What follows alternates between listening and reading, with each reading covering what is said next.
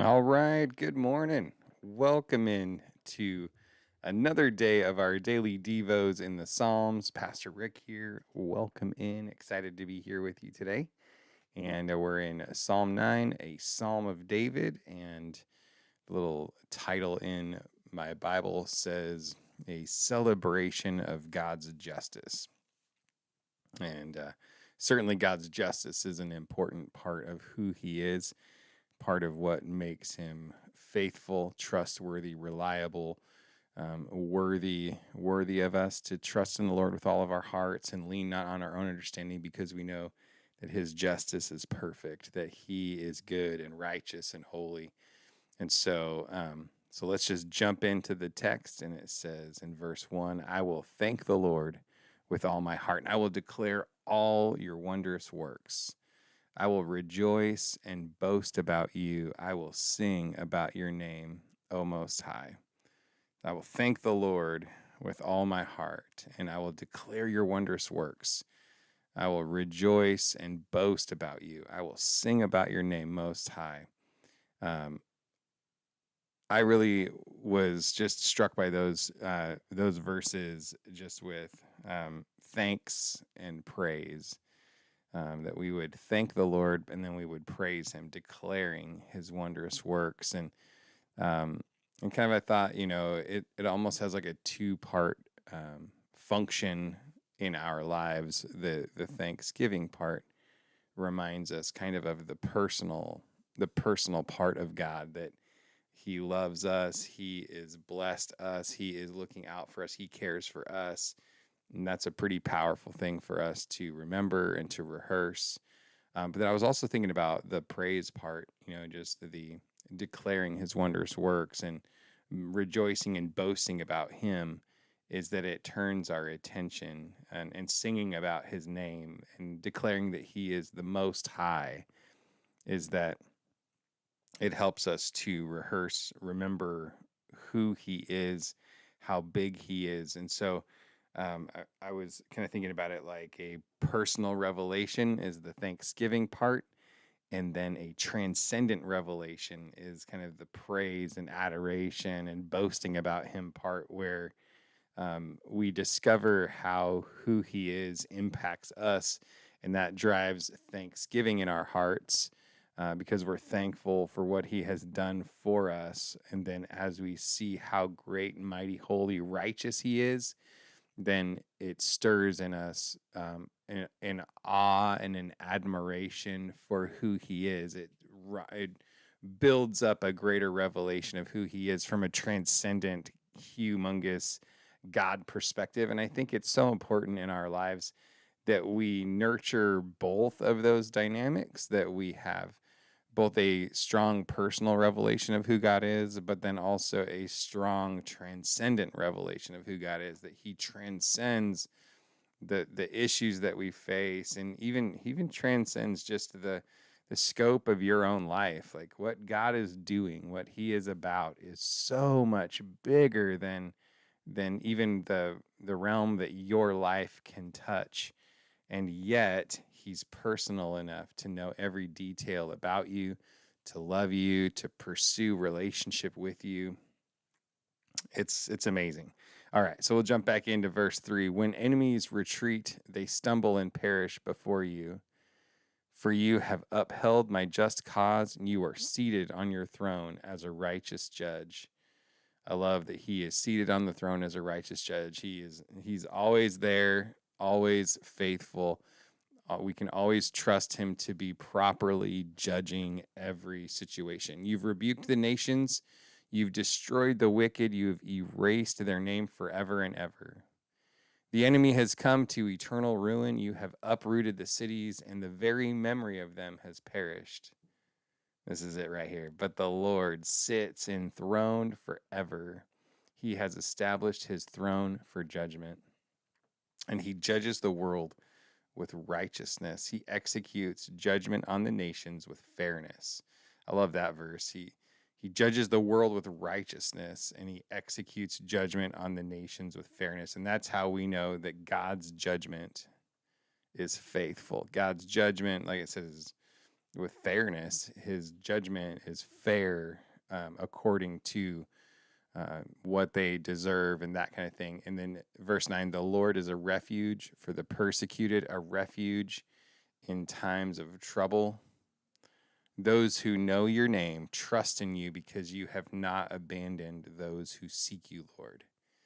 This is another one of the verses that I was kind of honing in on in my own time reading it. Those who know your name trust in you. We've talked about this a little bit recently at church, and is that if we have a trust problem in our relationship with God, we're having a hard time believing that his plan is better than our plan, and we are having a hard time surrendering. The truth of the matter is we need to grow in our personal revelation, personal relationship with him, because just like verse 10 here says, those who know your name trust in you, because you can't help but trust him the more that you know him.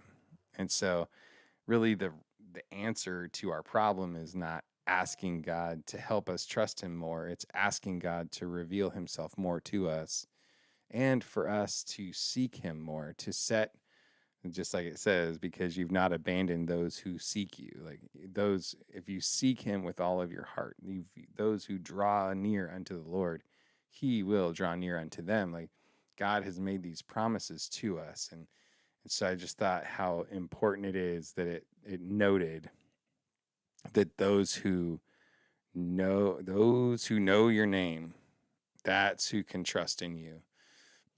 Sing to the Lord who dwells in Zion. Proclaim his deeds among the nations. For the one who seeks an accounting for bloodshed and remembers them, he does not forget the cry of the oppressed.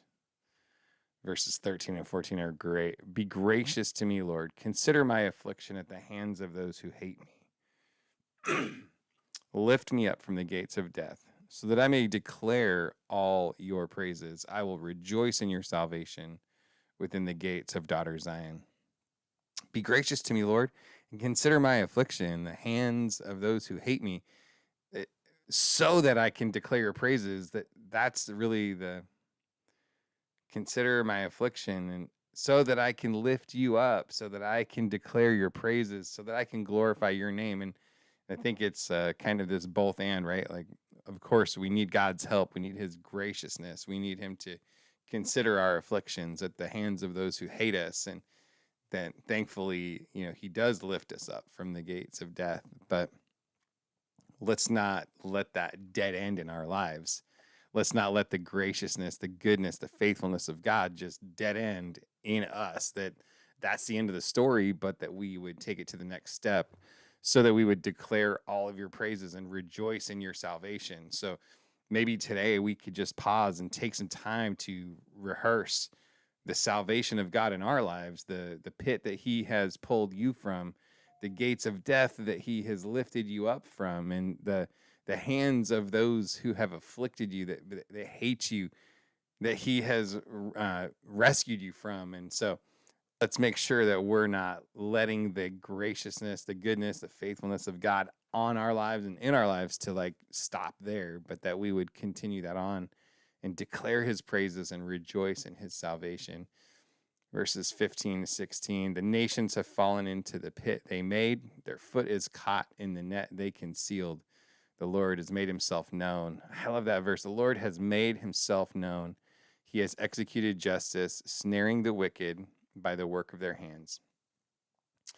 The wicked will return to Sheol, all the nations that forget God. For the needy will not always be forgotten. The hope of the oppressed will not perish forever. Rise up, Lord. Do not let mere humans prevail. Let the nations be judged in your presence. Put terror in them, Lord. Let the nations know they are only humans. Rise up, Lord. Do not let mere humans prevail. Let the nations be judged in your presence. And again, to me, I just really focusing on the salvation of the Lord, that he's trustworthy, that when I see massive injustices, I need to first turn to God and ask him to execute his righteous judgment, because human government, human resources are always going to fail. And so I want to make sure that I'm putting my full, complete trust and hope in him, because he's faithful, he's good, he's righteous, he's holy, he's perfect. His judgments are perfect and righteous. And so I want to make sure that I'm pointing my heart towards him in those times where I see times where we need justice. We need something to where we were like, rise up, Lord, don't let these mere humans prevail, and don't let them forget, that they are only humans. Let them know, like, hey, humble them a little bit. Let them know, like, hey, you're not God. You're not in charge here. And so, anyways, so just, personal revelation, transcendent revelation of God, knowing God, the just the power of knowing God, that's what helps us to be able to trust him, and thank God that he does not abandon those who seek him. And then just to be gracious, that he would be gracious to us and save us, so that we would be able to declare his mighty acts to those around us, and that the good work of God would not dead end in us, and that ultimately righteousness and righteous judgment rests in the Lord. Salvation belongs to the Lord. And so as I see situations where salvation is needed, judgment is needed, I want to turn my heart first towards God, not towards human government, not towards any other kind of avenue, but towards God, and just bring all of those cases to him. So anyways, I hope you have a wonderful day today. God bless you tons and tons. And I will see you tomorrow for chapter 10.